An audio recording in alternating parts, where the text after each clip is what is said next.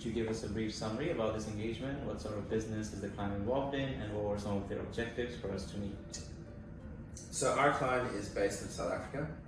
They are a general trading company, and they were looking at establishing themselves in a reputable offshore jurisdiction that they could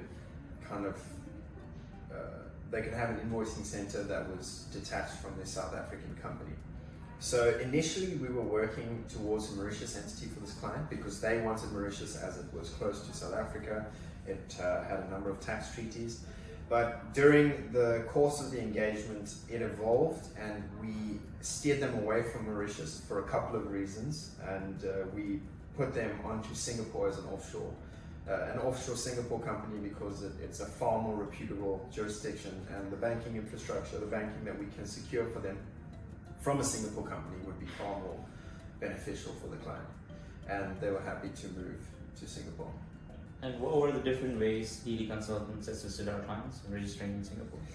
So this project is ongoing, but the things that we're going to be helping them with is obviously the establishment of the Singapore company, as well as providing them with a nominee director based in Singapore so they can legally operate, and then we will secure them an offshore bank account.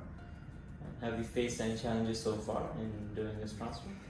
So the Singapore process is something we're highly familiar with. We can get it done relatively simply. The major challenge we faced so far is that the client has been having a lot of difficulty getting the certified documents we require to us, and this is obviously in part because they're in South Africa, which has faced a number of challenges in the last few months.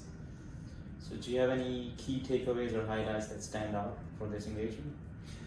The key takeaway, I think, is to make sure that our clients know upfront what exactly will be required from them, especially documentation-wise, because that's usually the biggest pain for our clients, is the documents that they need to provide to us. Unfortunately, there's no way around this because, our internal compliance and the governments that we're incorporating with and the banks that we're approaching, they all have compliance requirements, and that necessitates having these documents. There's no way around that. So just making sure that clients really know what is expected of them from the get-go, so they're not left unhappy. Right. Thank you for your feedback.